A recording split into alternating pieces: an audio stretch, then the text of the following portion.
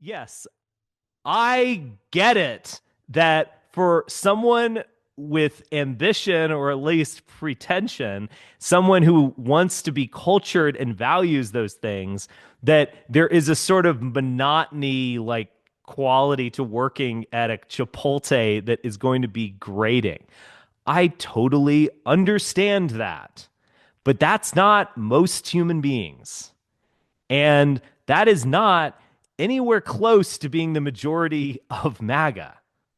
And a lot of people like the monotony because it's regular and they can count on it, and every day is the same, and they become friends with their colleagues, and they make that mellow mushroom pizza, or they serve up the orange chicken at Panda Express. And it's for some, it's a part-time thing. For some, that's kind of what they're going to do in this old world of ours. And we shouldn't demean them. We can be total snobs, arrogant assholes on this program, but you should never demean someone who's working. I think you should be nice to waiters and waitresses and the person at the convenience store.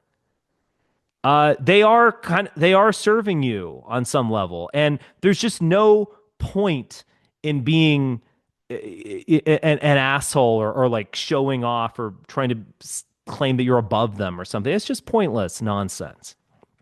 But like, I don't know what to tell people like Scott Greer other than like most of MAGA. It's good advice for most of MAGA to not go to college.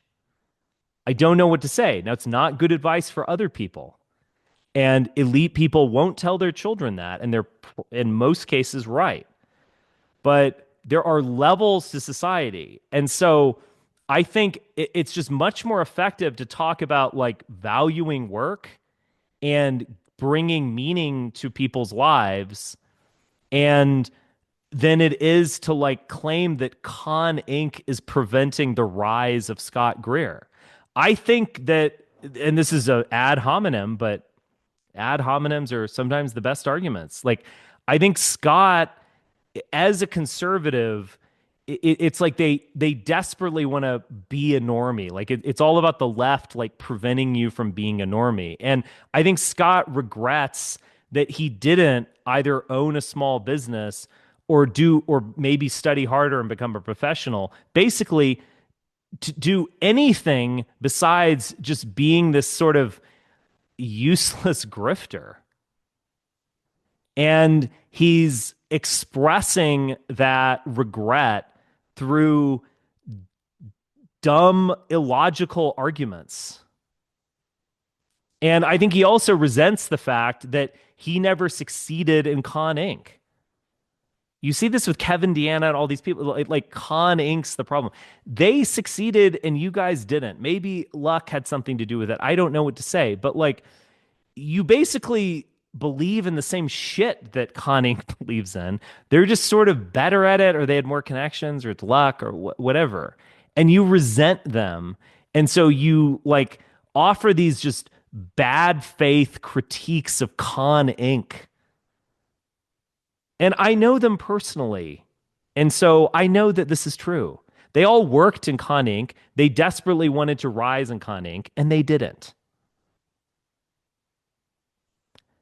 I never worked in Con Inc. because I didn't want to have anything to do with conservatives. They did. Kevin Deanna like worked in the Leadership Institute for like a decade. So they're like failed Con Inc. operatives who rage against Con Inc. and their new, employment status. I mean, I'm sorry to be this mean, but like, I don't know. Seeing this Cafe Panda discourse just sort of triggered me because it's so stupid. One thing again, just to reiterate my other major thesis, if you are not talking about reducing the number of people entering higher education, then I don't want to hear about you because you're just part of the problem. You want to bring more MAGA people to get college degrees. Like, what are we fucking talking about here? You're just literally part of the problem. You're doing the same thing that led to higher education being overstuffed, way too expensive, ridiculous, full of beer drinking idiots. I mean, you're part of the problem. So I don't want to hear from any of these people on this discourse. They're just full of shit. Chris Rufo is correct that earning 70K to manage the orange chicken aisle is actually sounds good for many people. Sorry. Okay. Yeah, to play devil's advocate here, I guess. I think a lot of the anger at Rufo, it actually kind of ties into the H-1B discourse. Hmm. Because if I recall, Chris Rufo, he works for the Manhattan Institute, which is basically like the discount Cato Institute. Yeah. And so they want to bring in a lot of these H-1B immigrants to replace people who are genuinely educated and have the potential to go into high paying professional jobs. And so it seems like his response to that is, well, if you're mad that we replaced you with Ranjit from, Mumbai with 37 degrees in computer science from the Right. University of India, you know, if you're mad about Right. that, then just go work at Chipotle and fold the burrito. Um, Fair enough. and Fair enough. I agree with that. Fair enough. I also oppose H-1B visas in toto, so I'm consistent. Well, I also wanted to I mean, I agree that less people should go to college overall. I mean, somebody else said, I don't think anybody disagrees with that. But there's two They issues. do. Number one, the, well, yeah. Well, number one, it is kind of funny. Somebody pointed out earlier that you see a lot of these conservative personalities saying, don't go to college. It's full of libtards. Mike Rowe says to go work a trade job. They're basically seeding these institutions to the left, and then they'll turn around and say, oh, the long march, the left conquered the institutions. Not Right. really. You guys just kind of ceded ground to them. The other Okay, thing is, I let mean, me stop there though. sorry. Okay. Well, I just want to jump in on these things. So, a couple of points. First off, you speak differently to different audiences. You don't, this is something we should learn from Plato. Many other people have said it. Like you speak differently to a madman than you do to a reasonable man. You speak differently to a child than you do to an adult. You have For most people, telling them not to go to college is actually good advice. Now, would I say that to someone who has real potential, etc.? No.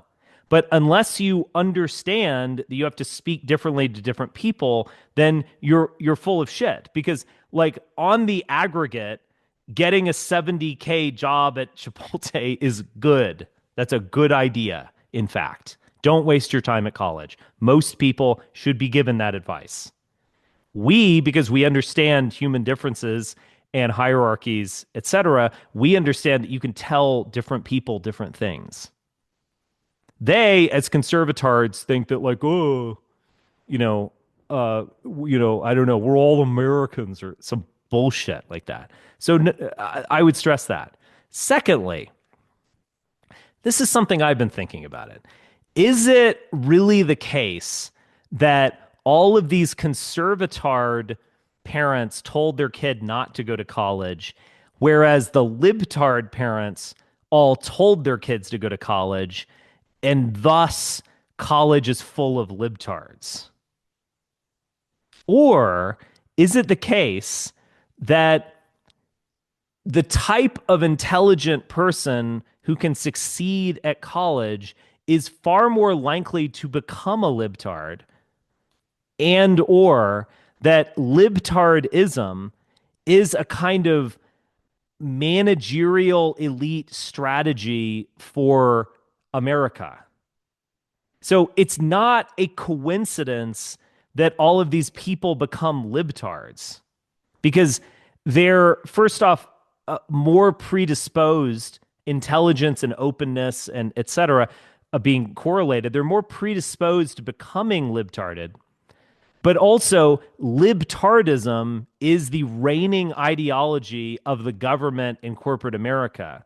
And thus, if you want to get with the program, and these people are good at getting with the program, that is perceiving how the world works and kind of fitting into that, that you're going to become a libtard.